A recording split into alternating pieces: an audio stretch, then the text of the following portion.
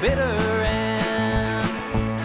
Come and join us, DNVR. We are DNVR. Welcome to the DNVR Broncos podcast on this terrific Tuesday. I'm your host, Zach Stevens, joined by my man, Andrew Mason. Before we hop into the show, got to tell you about our presenting sponsor, MSU Denver Online. Over at MSU Denver Online, they put a dynamic education at your fingertips without forcing you to decide between earning a degree and living your life. You can continue to work and make money while you further your career in education. Whether you want to take one class or whether you want to take an entire program, you can do that over at MSU Denver Online. So check out all of the programs and all of the hundreds of classes they have to offer over at MSU Denver Online. My boy, Mace, I'm sorry we're not talking about a Tar Heels win today. Jayhawk fans aren't. Jayhawk fans are ecstatic. Yes, they are. Good for them. I mean, what a game. Obviously, it didn't end the way you wanted, but I mean, just talk about a game of runs and excitement and drama. Yeah, and the biggest blown lead in the history of national championship games. I wasn't gonna bring that up, Mace. Oh, I will. That one's gonna leave a mark. Even though, I mean, you could see it coming pretty quickly.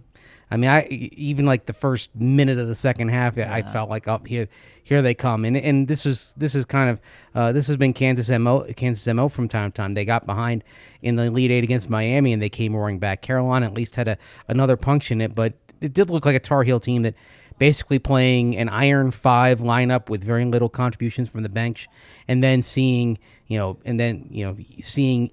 take a toll on those 5 and guys playing hurt.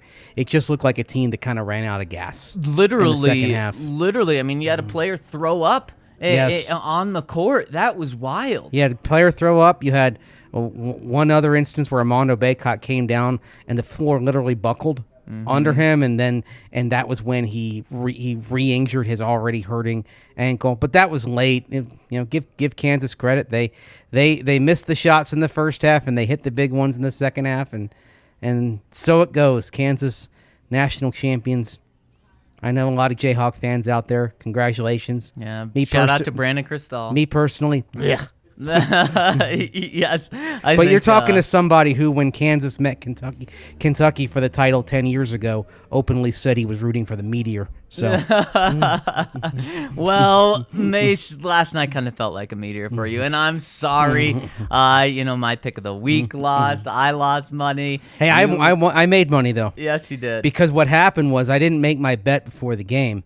Smart. At halftime, I made a money line bet on Kansas. What'd you grab him at? 31-10. 30. Wow, plus 310. Yeah. Wow, impressive. Well, So, I'm happy for your bank account. I'm sorry for your heart. The emotional hedge. I would rather have lost the money. Let me make that clear. Much rather lost the money. Well, Mace, we're going to talk about the Broncos' schedule today because we know their opponents. We just don't know how it's going to unfold. But you were hearing some things about maybe how the Broncos' schedule could start. So I want to dive into that. What are you hearing? Well, Peter King addressed some of these in his column late Sunday night, early Monday morning, but definitely Broncos-Rams in Week 1 is in play. The other game that I hear as a strong possibility for Week 1 Thursday Night Football, that opener would be Buffalo against the Los Angeles Rams. And it's a question of just what storyline do they want? Do they want they want Russell Wilson going against an old NFC West rival, the first game for Russell Wilson in Denver on national television, or do they want another? One thing that I had heard a little bit about the Broncos maybe being on Thursday Night Football in Week 2, and that's going to be the Amazon opener because NBC has the Week 1 Thursday night game to kick off the season. Amazon starts its package in Week 2, and Amazon wants a big game to open with. Yep. There was some talk earlier a few weeks ago that it could be maybe Broncos at Seahawks, so you get Russell Wilson going back to Seattle. Amazon, of course, based in Seattle, but something that Peter King reported, and this is not something that I had heard in the buzz down there, is that they would love to have Kansas City for that opener for the Amazon opener in Week 2 on Thursday night, and they would love the idea of Broncos Chiefs Patrick Mahomes, Russell Wilson on Thursday night. And if that is the case, I highly doubt the Broncos would open with the Rams on Thursday Night Football. I don't think they would want the Broncos on 2 straight Thursday night games, one on NBC, one on Amazon. I think it'd be more likely that they would play just a garden variety Sunday afternoon opener and then have the Chiefs there in week 2. Could be at Arrowhead, could be in Denver. Of course, week 2 against the Chiefs on Thursday Night Football. 7 years ago, that was very good to the Broncos. Yes, but Patrick was. Mahomes wasn't a Chief back then. Yeah, and that game makes a lot more sense to me for every single reason. Broncos Chiefs is a way better game, way sexier. Russell Wilson, Patrick Mahomes, Broncos Chiefs. Do the Broncos finally get their first win in 13 games? The only other thing that the Broncos or Seahawks has is obviously the emotional connection, but that emotional connection is just with Seattle. It's just with one city. I don't think people want to tune in to watch the Seahawks get blown out at home by their former quarterback. I think they'd way rather see a great game between the Broncos and the Chiefs, especially because we know the Chiefs probably aren't going to be in that week 1 game. So you have the Rams against the Bills. That's a really good matchup right there. And then next week, you follow it up with that great Amazon game. And with the Amazon, I guess the other connection it would have is Amazon's kind of a Seattle company. But in terms of selling that game and the big first one, they shouldn't care about that. They shouldn't care about their home team being in it. So I really think that makes a ton of sense. Broncos, kind of just a normal schedule on the first week, start a Sunday afternoon, Sunday morning game, and then have the big fireworks the following game. Yeah, the interesting thing about with Amazon, of course, they're paying $1.2 billion a year. And they know they're probably going to be stuck with a Jaguars-Texans type game at some point because everybody still has to get on national television once. That's part of the way it goes. But for their money, they're going to want some spotlight games, even though they'll be streaming only outside of the 2 markets they're participating in the game. So that would be, and they're going to want to start with a bang, and that would certainly be a bang. Another thing, you meant to kind of go back to the idea of Broncos-Seahawks being a spotlight game. Russell Wilson, that's a story, no doubt.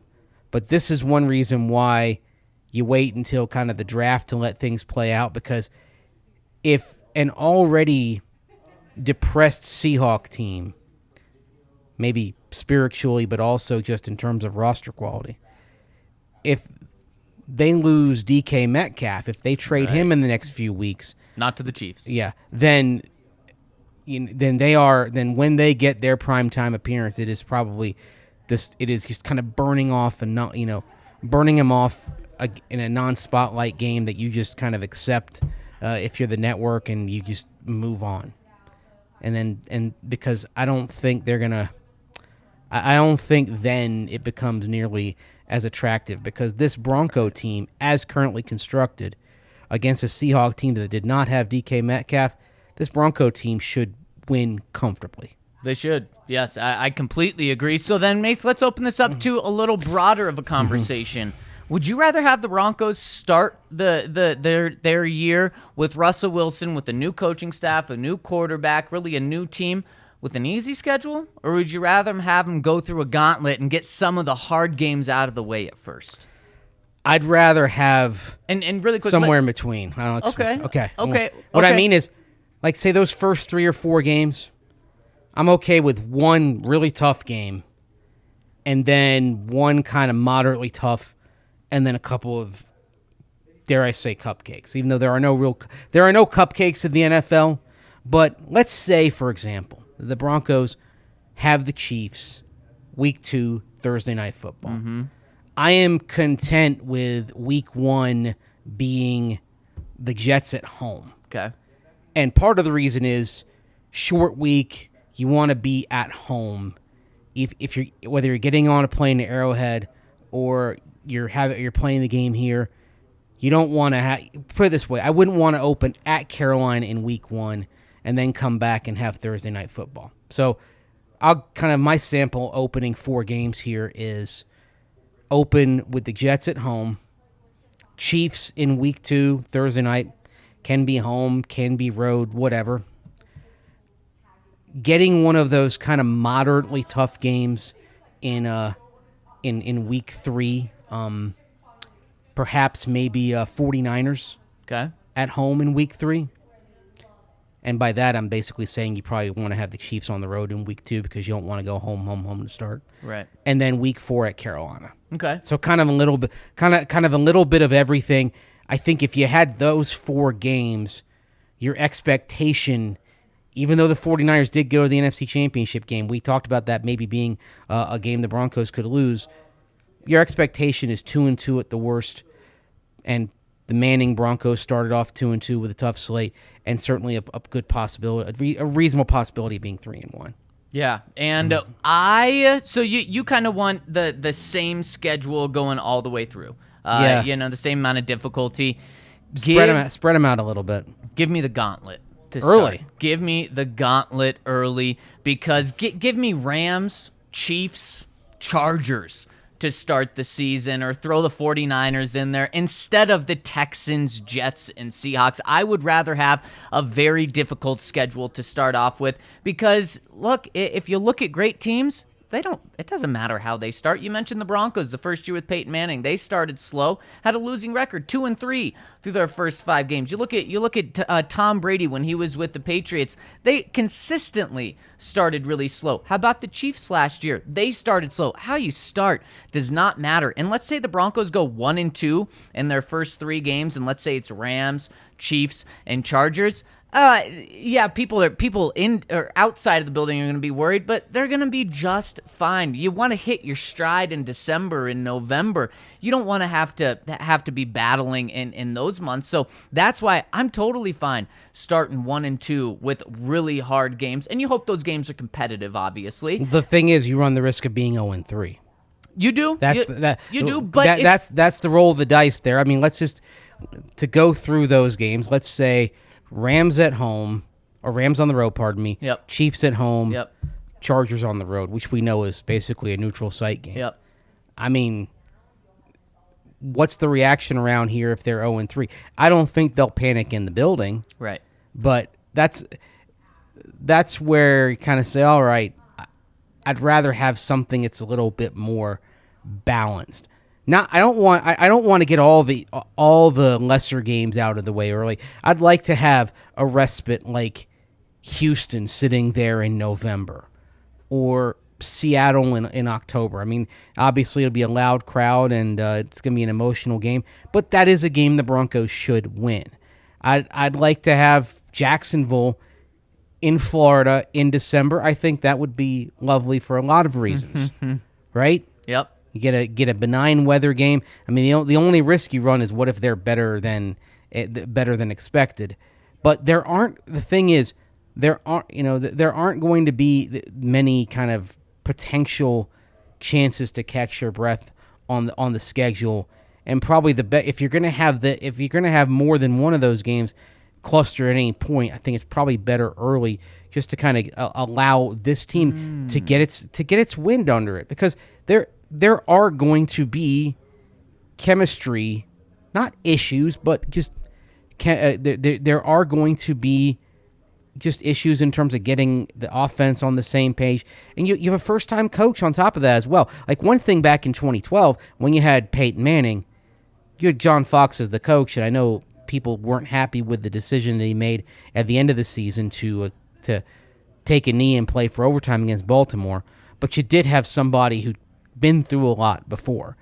I think the combination of new coach plus new quarterback plus new offensive scheme plus first-time defensive coordinator and first-time special teams coordinator, all of that as a collective tells me I don't think it would be the best thing for this team to go in the deep end right away. So Henry's also with you because he's chiming in. Hey, Hank, love seeing you roll with us. He says, ride the Russ momentum through the first half of the season, save the fun games for the second half of the year. So kind of going along with what you're saying. Yeah. For me, though, there's going to be bumps no matter who they're playing, and I would rather see this team go through those bumps and lose to good teams than go through those bumps and win one of those one of those games against a bad team and lose one of those because they're going through those bumps, but that's just personal preference. But that's what I would prefer. So, Mace, I want to throw this out to you because you want the balanced, but I want to put you making a decision here. Would you rather have the first 3 games of the season be Texans, Jets, Seahawks, all easy games supposedly,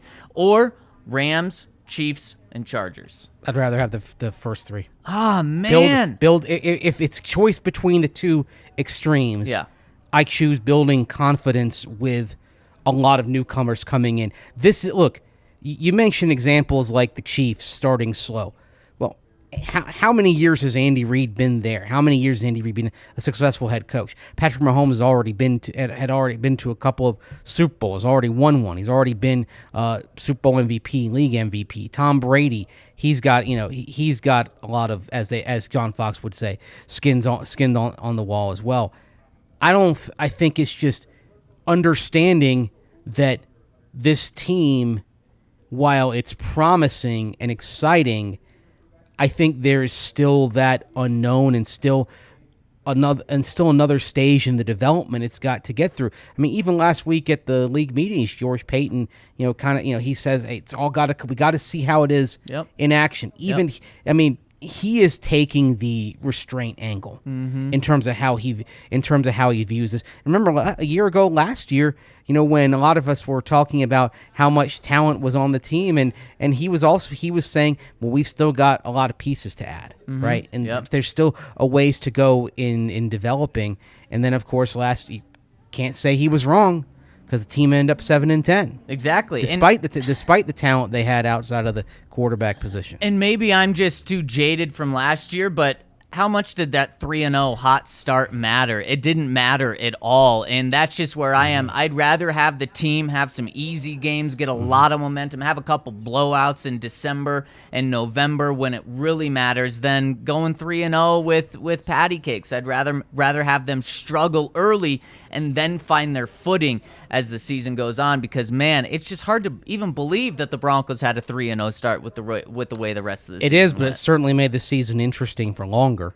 But I'm not concerned about this season not being interesting. But they for all that happened with that start, and then they fell back, and then they stabilized. There they were in December, playing against a team that eventually won the AFC, driving in the fourth quarter with a chance to take the lead. And we'll try to forget what happened after that. We will. And what's unfortunate is the Broncos were just trending so far down at that point. But we'll just agree to disagree. And I think this is a really trending interesting down. I mean, conversation. 2 weeks before they'd beaten the Chargers, right? What were they after that 3-0 start, though? They were 4-9. They were entering that final game. They of the were season? they were 4-6 going into that Bengal game. That was the point I was referring to. I mean, that was kind of where that's trending down. Trending down, but they remember they lost 4 in a row, and then they had a winning record over the next 5-6 games. I guess how I think of this, and I shouldn't just think because of they were 3-4, and then they got back to 7-6. Right, and so I know what you're saying kind of by the pattern. They were clearly crap in October. They had largely normalized as a mid-tier team in November and early December. And so that's why I didn't view where they were the same way as you did. Right. And I guess I should just view it not looking at last year. I'd rather have the team start 2-3 and finish 9 and what would that be? 9-8. 9-8 down the stretch. As opposed to it would be 2-3. You're talking about they're going to win 11 games. You're right. So you're talking about if they start 2-3, they go 9-3 after that. Right. So I'd rather have them do that than start 3-0 and then sputter a little bit and be a 500 team down the stretch. Of course, but one thing about that, you will actually want to have, historically speaking, you usually want to have a little bit of late season struggle to overcome. Like, for example, let's talk about that Bronco team that started 2-3 Peyton Manning's first year, right? Mm-hmm.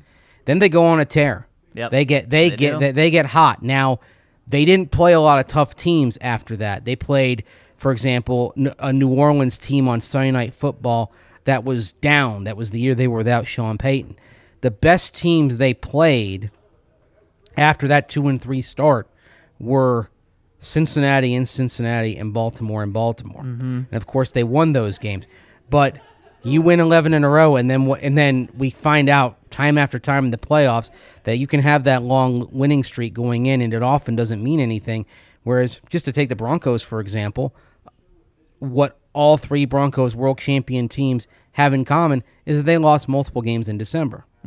So if you've built up the wins and you're still in good playoff shape, if we're talking about what this team needs to do in January, couple of late season losses that kind of reminds you that maybe you're not as great as you think you are, you got to work a little bit harder, aren't the worst thing. No, they're not the worst thing, and I can also pull out examples. The Patriots, the last two times, or two of the last 3 times they won a Super Bowl, they started 2-2, and then they went on to win like 10 of their last 11 games. So you can pull examples out from everywhere. But how many years had Tom Brady been there though?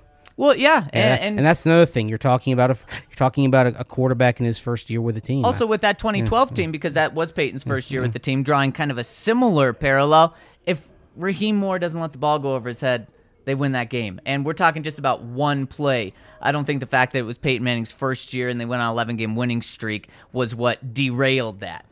All it takes is one play for that to go different. It certainly did, I think, give a false sense of confidence. And throughout the game, the Ravens were kind of puncturing that. Like, for instance, nobody was going at Champ Bailey. The Ravens made a decision to go at Champ Bailey. And Champ, for the first time in a long time, looked mortal. Yeah. And don't forget, a reason why the Broncos were winning, 2 special teams touchdowns that day, too. Yeah. Not something that you could rely on. The Broncos offense was not having a spectacularly efficient day that day. No, it wasn't, and I'm excited for this to be the pod poll and see what people decide. I'm also excited for this week with the Masters. Tiger is officially playing, Mace, at least as of right now. He's teeing off at 10:34 on the East Coast, and DraftKings Sportsbook has everything you need to make this weekend a blast, and here's what they're offering new customers. Bet $5 on the golf's first major and get $25 in free bets for every birdie Bryson DeChambeau sinks in the first round. So bet $5, and then you'll get $25 for each birdie that Bryson makes. That's a fun one to follow along with, and they've got everything going on with the Masters. They've got single round matchups. You can bet on the entire thing. And of course, you can bet on the Rockies starting this weekend over at DraftKings Sportsbook. So head to the App Store now, download the top-rated DraftKings Sportsbook app now, and use promo code DNVR when you sign up to get this offer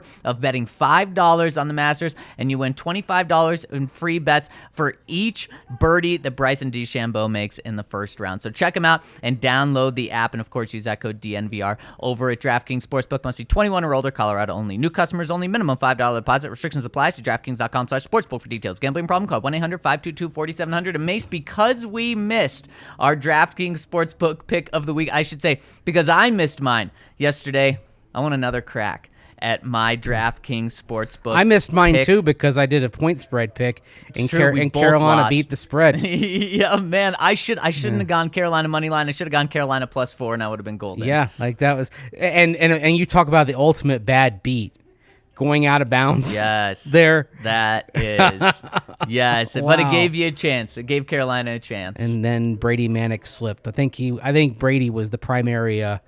Was the primary target on the inbounds there, and then he slipped. Very similar spot to where Baycott slipped. Yeah. Something was up with that floor. KU guys were slipping down there in the first half too. Yeah, when they were on the offensive end. There's something not right. Yeah, all those billions upon billions of dollars flowing into the NCAA, and they can't get the freaking floor properly. Yeah, but I want another shot at my DraftKings Sportsbook pick of the week. So I'm going to a conversation we talked about yesterday, and over/under win projections over at DraftKings Sportsbook, and I'm going to give you 3. And I think at least 2 of these will hit. That means you will come out at least 1 unit up. I'm going the Denver Broncos over 10 wins. And like we talked about yesterday, I love that because I think they're going to at least get 10 wins. If they only get 10, you push, you get your money back. And what did I say? I said I love betting on great quarterbacks on the over because they're going to be a little muted in how they set these lines because of injuries and stuff. So you're going to have a good chance to go over with the great quarterback. So I'm going Broncos because they've got Russ. I'm also going to go over on the Baltimore Ravens. They're at 9.5. I really think the Ravens win that division this year, so they get double-digit wins. So I'd love the Ravens at 9.5. And the other team that I really like, let me find it right here, was the Los Angeles Rams at 10.5. Look, the NFC West is tough. They're going to get 11 wins. Now they have 2 gimme wins against Seattle. They're going to get 11 wins. Boom. There you go. You'll hit at least 2 of the 3. Don't forget, though, the Los Angeles Rams have the entire AFC West on their schedule. They do. It'll be tough, but I think they get to 11. They have the entire AFC West, and they've got Tampa Bay out for revenge there. But hey, they seem to have gotten the better of Tampa Bay the last couple of years. So unfortunately for you, sorry about that. By the way, you said there's everything at DraftKings for the Masters. Basically, it's everything but one thing. Oh. Can't get pimento cheese sandwiches from the DraftKings. You're gonna have to make those yourself. There are plenty of great recipes out there. I'm going to go, you know what? I'm going with a long-term pick. And so if I'm wrong, everyone will forget about it. Picking the division in Major League Baseball that produces the winner of the World Series. Okay. And this is as simple as who has the longest odds. The National League Central, 10-1. And I'm just going to take that. Postseason baseball, statistically speaking, is basically random. Right. So I'm simply going to take the longest odds there, the NL Central. I'm not sure the Cardinals have quite enough pop in their lineup, but mainly if I'm kind of betting on a dark horse here, it'd be the Milwaukee Brewers. Okay. You know, some strategic free agent pickups like Andrew McCutchen coming in there. Rest of the team returns virtually intact. Lost to the Braves in the division series last year. Think Christian Yelich does a little bit better this year than he did last year, and so I think that's a value play right there. The whole NL Central, but especially Milwaukee to win it all. Okay, They've never won it all before, but maybe it's their time. I love it. 10-1 odds. I love it over at DraftKings Sportsbook. And something else I love is what we've got going on for Rockies opening day here, not at the DNVR Bar, actually. What we're doing is opening day is a big-time party down in Lodo. So we're partnering with our friends over at the Ice House downtown, just a couple blocks away from Coors Field, and we're throwing a party before opening day. And so it's Friday. 2 p.m. is the game. We're starting our party right around 11 over at Ice House, so come join us to talk about Rockies. It's such a fun day to be downtown. We're going to be there, and we would love if you joined us. We're doing this for you guys because the bar's going to be open, so if you want to come watch the Rockies game here, we would love that, of course, but Lodo is the place to be, so we're going to be there over at the Ice House on Friday. It is going to be one big-time party. Take the day off of work and come join us over at the Ice House. Also, if you can't get to the Ice House or you can't get to the DNVR Bar to watch the Nuggets or the Avalanche, but you still want to watch them near the Denver market, check out our friends over at Evoca TV. They've got altitude. That's a big thing, of course, if you're into Denver sports. Evoca TV is a totally new paradigm for television delivery that is less expensive, more efficient, and offers a superior picture than legacy providers. They've got local networks like Altitude Sports and other national channels. It's available in places like Denver, Colorado Springs, Phoenix, Boise, and Twin Falls, Idaho. So with Evoca having altitude, you can follow the Mammoth, the Avs, the Nuggets, the Rapids, plus get coverage of CSU, the DU Pioneers, baseball, and much more. And coming soon to Evoca is AT&T Sports Rocky Mountain. So if you get Evoca, no worries about what your carrier has. You'll be able to get Avalanche, Nuggets, Rapids, Rockies, Mammoth, everything local in Denver sports available to you. So how do you sign up for Evoca TV? Go to evoca.tv/DNVR. It's evoca.tv/DNVR. It's $25 per month plus a receiver. No contracts, no hidden free fees, and your price is locked in for 2 years. You can rent the receiver for $5 a month or purchase the receiver up front for $250. Either way, you are set, and you'll get everything you want in Denver area sports with our friends over at Evoca TV. That's evoca.tv, evoca.tv/DNVR. All right, Mace, we got a few updates on some potential free agents the Broncos could sign. And let's talk about these guys. Melvin Gordon, Kareem Jackson, and Tyrann Mathieu. Some news on all of these guys. I guess not necessarily news on Kareem Jackson, but he's still sitting out there. But there's another safety out there that's seemingly getting some buzz this weekend. I had a few people reach out to me saying, Tyrann Mathieu to the Broncos, picking up a little steam. No, not that I've seen or heard about, but a lot of you guys have seen or heard some buzz about Tyrann Mathieu to the Broncos. I have not seen anything. I've checked in with a couple of people. They have not said, or inside the building, and they have said that they have not heard anything about Tyrann Mathieu. But Tyrann today is visiting the Saints. Kind of an interesting thing, though. He's down in New Orleans on a vacation, and the way they're framing it right now is he's down there, so he might as well just visit them, which is a little interesting. I got to think there's actually a little more interest there. But Mace, one of the biggest names on the market, still available. You think the Broncos have any interest? I don't think they do, and I've heard the same things that you have, just kind of reaching out, putting out some feelers and all that. That being said, if George Paton is interested, only a very small number of people would know. That's a good point. And that's one thing that is a hallmark of this Broncos organization under George Paton is that the circle, the inner circle that really knows is very small, very tight. Yep. And in that, you don't have anybody in that inner circle who is who's a big leaker, right, as it were. So that's why I wouldn't dismiss it. It just appears unlikely. And one reason why it appears unlikely is that just kind of gauging George Paton in terms of how he manages things, I don't think he's going the Mickey Loomis, Les Snead route when it comes to putting a lot on a credit card. And depending on what type of contract you give Tyrann Mathieu, because you still obviously want to have some spare space under your cap as you get toward the season. Right now, the Broncos, according to the NFLPA, have $17.7 million of cap space. Okay. But then you figure about $6 million for your draft picks, right? Yep. And then any other pickups. Plus, you want to go into the season with about $6 million of buffer zone in case you have to have pickups on the fly, which are inevitable because of injuries. So I don't know that he's going to take the Tyrann Mathieu deal, especially if he has to backload a lot of it, especially backload it to 2024. So I think this is one of those things where it's exciting. He's a big name. It's fun to discuss big names.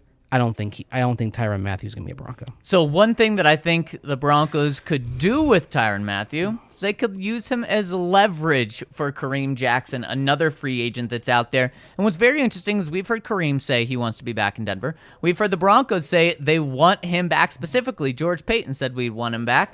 But there's clearly something that's not lining up, and that something has to be just the contract that Kareem's looking for. Last year, that he was on the books for $10 million. The Broncos cut him and said, we're not paying you $10 million. You can go test the free agent market because they weren't able to work out a pay cut. He came back for half that price. And my guess is that's the price that George Paton wants this year, is half of last year's price. I think George Paton wants to bring him back for $2.5 million, and Kareem wants closer to $5 million. And that's just, I think, why Kareem's sitting out there. So the Broncos signed J.R. Reed, a backup safety, kind of saying, see, Kareem, we don't need you. If you're going to demand $5 million or whatever that number is, we don't need you. And I think with, some stuff floating out about Tyrann Mathieu, that could also be used as a negotiating tactic for Kareem Jackson. And I do think Kareem Jackson would end up being cheaper than Tyrann Mathieu. But let's say the Broncos, Kareem isn't pushing that $5 million, and Tyrann doesn't get anything with the Saints. His value goes down. He ends up taking a 1-year prove-it deal for $5 million, for $4 million. that's when I think the Broncos seriously get involved. But I think Tyron is probably going to get, $8 million a year, $5-6 million a year. Probably not in the Broncos ballpark right now. But that's how Tyron could actually impact the Broncos, is by kind of driving, being leverage against Kareem Jackson. And of course, the team that you might be going against is in terms of if there were competition is New Orleans. And like I said, Mickey Loomis has no hesitation about putting things on the credit card. So today the Saints have $7.68 million of cap space according to the NFLPA. So that will not be an impediment. But that, again, George Payton is just different in terms of how he goes about things compared to Mickey Loomis. At some point, the Saints are facing a reckoning. Now, I think one of the things that's driving the deals that they made, the deal they made with Philadelphia in terms of draft capital, is perhaps that they're thinking, all right, the reckoning is coming, but we got to make sure quarterback is cost controlled. Right. Try to work our way out of that over the next few years. So that's something I think you keep your eye on as you get toward the draft. But we know Kareem Jackson can function well in this type of defense. Yeah. And he won't be he's not as good as Tyrann Mathieu. He's not as expensive as Tyrann Mathieu. Let me just ask you this: if you had a few $1 million to spend, Okay. would you spend $8 million on Tyrann Mathieu, or would you spend a combined $6 million on Melvin Gordon and Kareem Jackson? Yep. Option B. That's what I. And would I do. think that is very much in play. Yep. I think so too. And so let's talk about Melvin Gordon, because yesterday, we learned over the weekend that Melvin Gordon fired his agents. And I talked to someone yesterday and said the reason he did that was he was looking for a more aggressive agent, and clearly sitting on the market for almost a month now, something wasn't going right. Melvin didn't like the contracts he was getting, or he didn't like the way his agent was operating. So he fired his agent.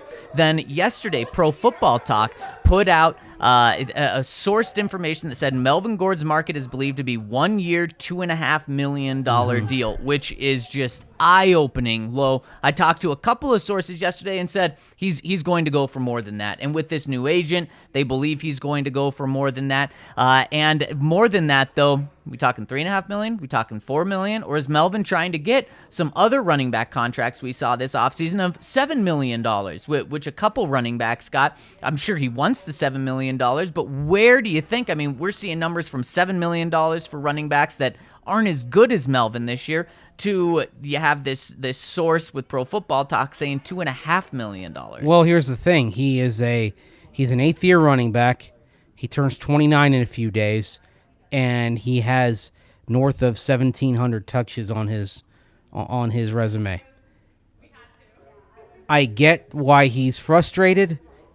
I don't think blaming the agent was the best play here. Okay. I think that's, with all respect to Melvin Gordon, I think blaming the agent here is a little bit misguided. This is teams looking at a running back who is in his late 20s, who is inching toward 2,000 touches for the course of his career, who is going into his 8th season. He is at a point that most running backs, even the really good ones, don't reach, and if they do, they lose their effectiveness. That's why he doesn't have a contract. This is a cold calculation. It's much like insurance people using an actuarial table. That's what this is on Melvin Gordon. And he's not going to find $7 million. I don't even think he finds $4 million. 3.5? Maybe. I think 2 to 5 to 3 is where he settles. Okay, yeah. So you think that source is probably pretty spot on. I think he'll be somewhere right around $4 million, maybe 3.5. And what it's going to come down to for if the Broncos re-sign him, I think the Broncos would be willing to give him that money. I think it's going to come down to Melvin deciding what role he wants. Does he want to go find someplace where he can be the guy? Because if he wants to be the guy, not even last year was he the guy. I mean, he was the 1A. You had Javonte Williams being the 1B. Does he want a bigger role where then he can prove that he's worth a $7 million deal going into his 30s? Or is he okay with really splitting the load and making a playoff run? If he decides he wants that role, I think he gets that from the Broncos. But I think what it's going to come down to isn't necessarily money here. It's going to be, is he okay with that role? And also, The longer these guys are on the market, you have to imagine the smaller their price tag gets. Right, and at the same time, the longer they're on the market, sometimes the better situations pop up. Like the thing with Melvin Gordon is, could he decide to wait until even August and see if somebody gets hurt on a contending team, and they'd say, okay, well, we lost our running back, we need a running back one, he'd fit in. That would take a lot of patience on his part, but that's possible too. Yep. The other thing, I do think the Broncos are looking at adding to the running back room the way that Nathaniel Hackett talked about splitting, kind of having the load split. Yep. There's a belief in Javonte Williams, but there's a belief that they also need somebody else in there. I don't know if I don't know, and I don't think we see a bell cow type situation here. Melvin Gordon makes a lot of sense at the right price because he can function well splitting with Javonte Williams. The two of them get along very well together. They're similar backs, but they're not the same type of back. Javonte's better at breaking tackles. Melvin Gordon has better vision. It's a partnership that worked well together, but running backs can be found very easily in the draft. So do you put Melvin Gordon on the back burner and say, we're going to wait to see what we come out of the draft with? If we get a running back that we like with one of those 2 third-round picks, then the Broncos, then if you're the Broncos, they might say, well, we're set.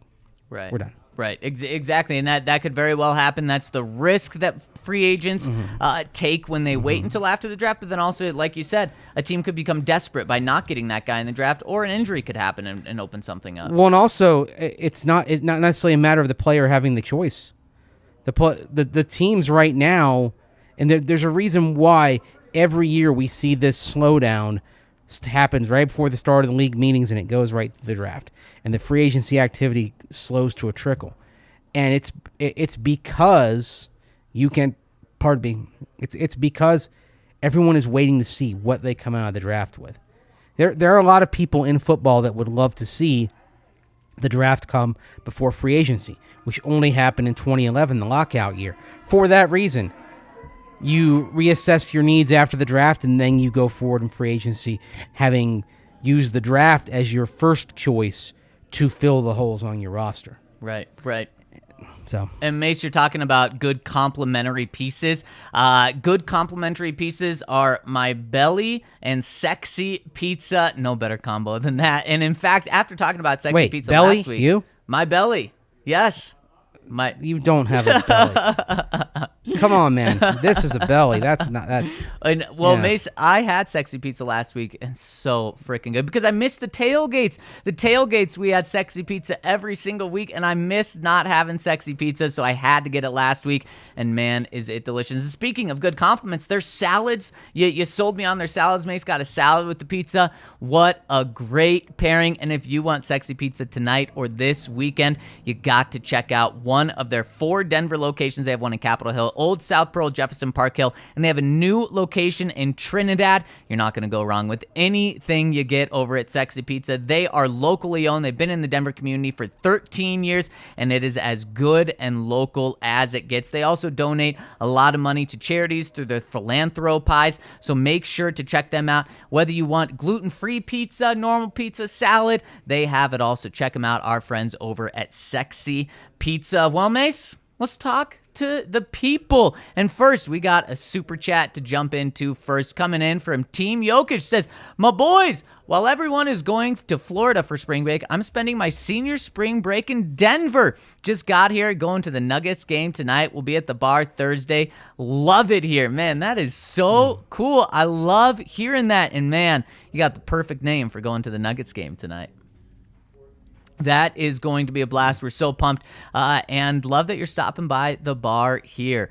All right, do we have any more super chats, Kale? Nope, that was it. no more super chats. Let's jump into the comment section. First one coming in from C. Fillmore72 says, "Gentlemen, greetings from the west of England. Heading out to Florida for a family holiday tomorrow. The first thing I'm going to do after checking in is jumping on the Breck Brew beer locator to see where I can find in the neighborhood. Breck doesn't export to the UK, so looking forward to my first taste of Colorado's finest. I reckon it's up there with the Galaxy's Edge as the thing I'm looking most forward to. Our next trip to the States will be likely a Colorado, Arizona, Nevada, Utah tour, so please keep those DNVR bar vibes rolling for at least another 3 years or so. Hope to meet y'all in London come the autumn. Christopher, we'll have the vibes rolling at the bar so hard in the next 3 years. And maybe even in Nevada, Utah, we'll see. But, of course, you can also check out PHNX when you're down there. Maybe there'll be a bar or something by that time you make it down. Yeah, and by the way, since you mentioned Galaxy's Edge over at Star Wars, I just did and that's a Disney World, by the way, outside of Orlando. There are places near and around Disney World where you're going to be able to get some of those Breckenridge brews. I searched around Lake Buena Vista, Florida, which is one of the municipalities where Disney is, and got 125 results. Oh, there we go. You're going to be set in Florida, and welcome to the States, Christopher. Love hearing including from you. It looks like there's one right there on the it looks like a restaurant or a bar over at the Swan Hotel right there on the Disney World campus. There we go. I love it. You're set. And welcome. I love all these people telling us that they're traveling to Denver in the States. Yep. The Sobey brothers chimes in and says, "Gentlemen, we respect the Russell Wilson 3 high everyone is on, but want to make sure we're evenly tempered. Part of us expects a slower start, similar to what we experienced in 2012 with Peyton Manning. Started 3-3 with 13 turnovers. On the other hand, despite Manning coming off neck surgery, the Broncos were still putting points on the board. We live in Salem and Portland, Oregon, and we are going to try to get tickets to the Broncos game in Seattle. Even if we can't make it to the game, we'd love to do some pre-gaming and tailgating. Let us know if you need some boots on the ground for helping set something up. Also, while you're in Seattle, make sure to visit the Museum of Pop Culture. P.S. Elderly Sobey brother is glad to create gifts anytime. Okay. We love gifts. You got to take some things that some crazy stupid things we do on here and turn them into gifts. Yeah, I like the abbreviation for that, MoPop. Yes, yeah, and I have not heard of. Well, there's a Museum of Pop Sex, Culture. and it goes by Mosex. Mosex. Wow. Okay, I like But that. that's not abbreviation not in as well. Seattle. So And in terms of the start for the season, if the Broncos are putting up points but losing, I think it's not going to be bad and boring. It's going to be not ideal and exciting. And I do think, Mace, I should ask you this. Do you think people will have patience the first month of the season with this team? they should. I don't know if they will, but they should.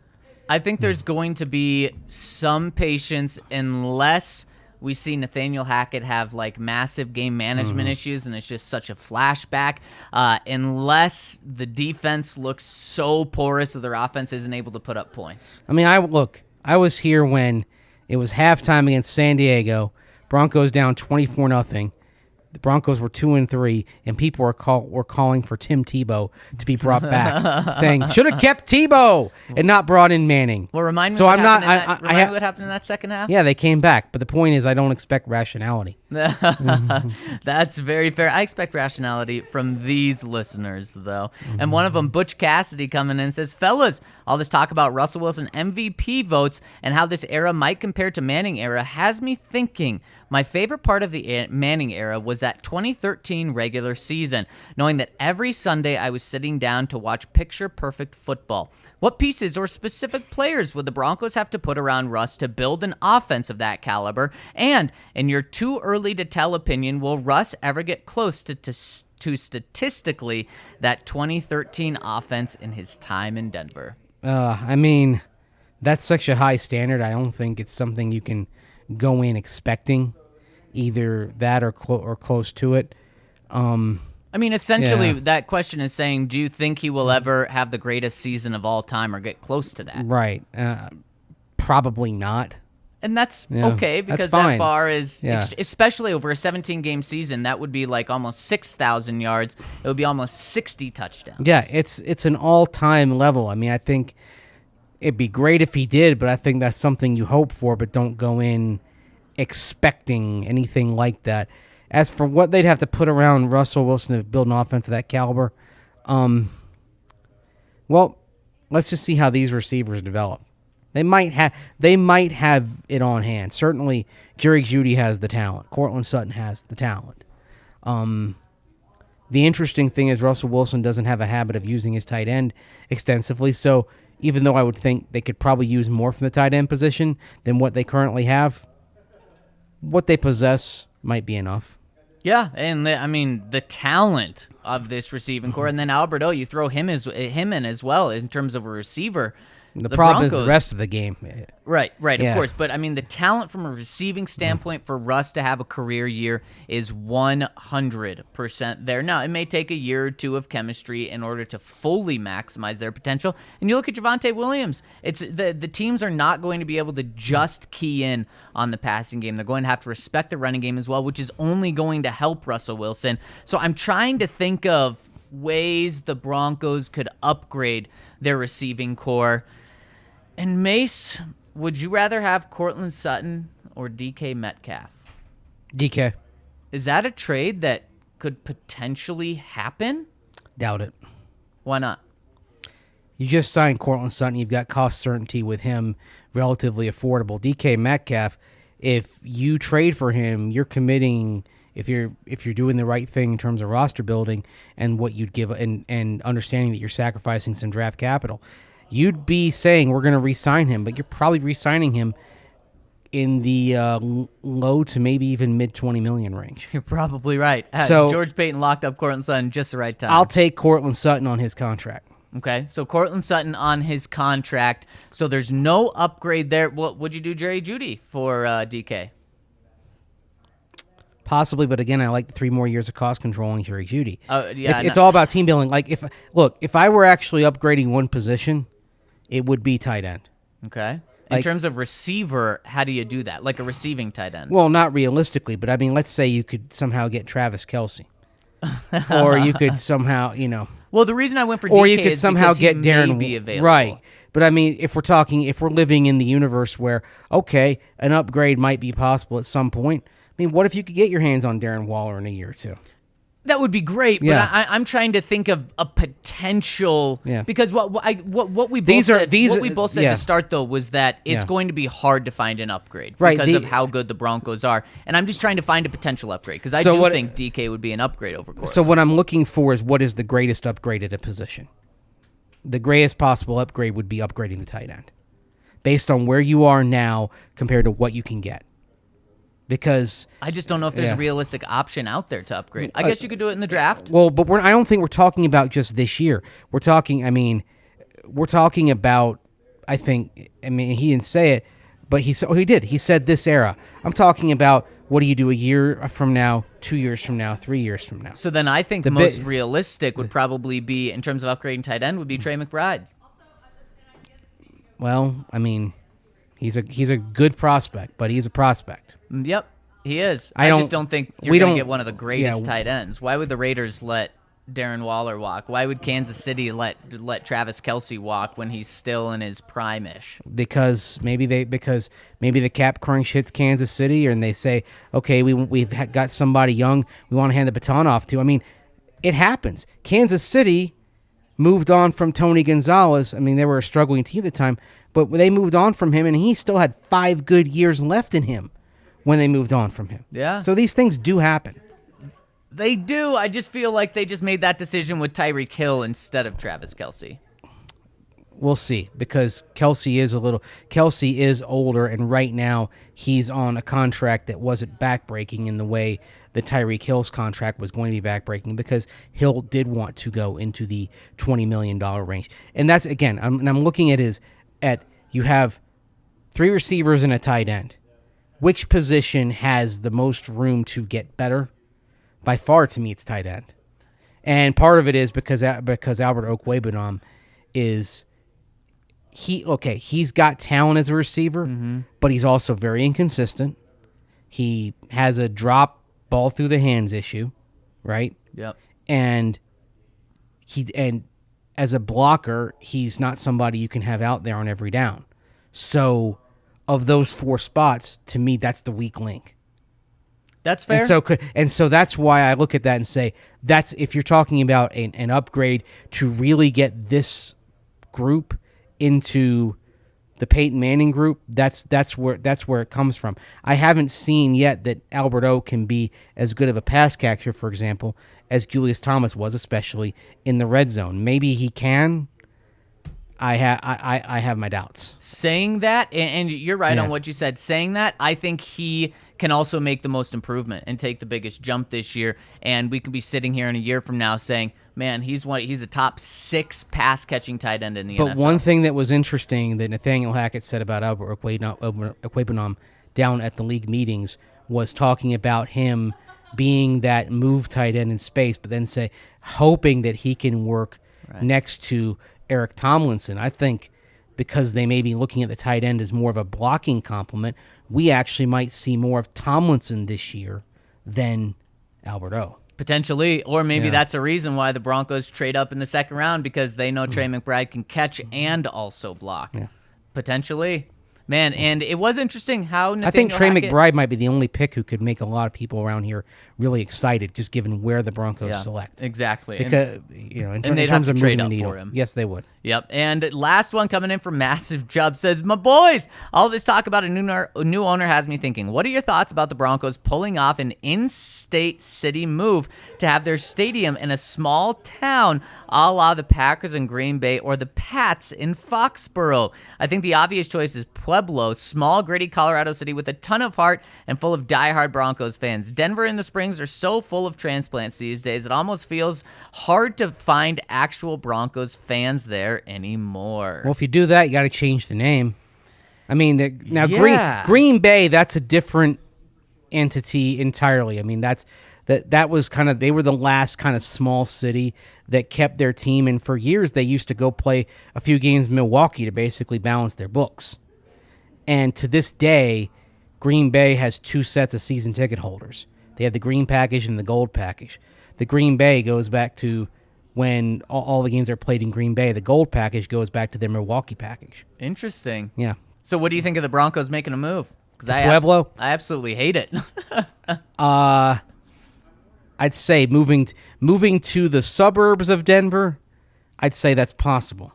Moving to Pueblo, no chance in hell. So when you say the suburbs, I think what you're referring to is moving closer to DIA, where there's tons of land. Out to DIA, I'm maybe sure Denver, maybe north.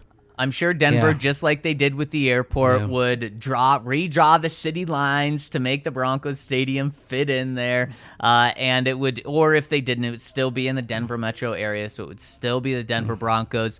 There are plenty of Broncos fans in Denver. I could tell you that. And I know what you mean about more transplants being here. That's also very true. There's a lot of transplants, but this city rallies around the Broncos like no other team. The Denver Broncos are the absolute king of this city. They're the king of this state, and it should be where the heart of all the sports fans are, and that is right here in Denver. And I'm just going to puncture the Pueblo balloon completely here.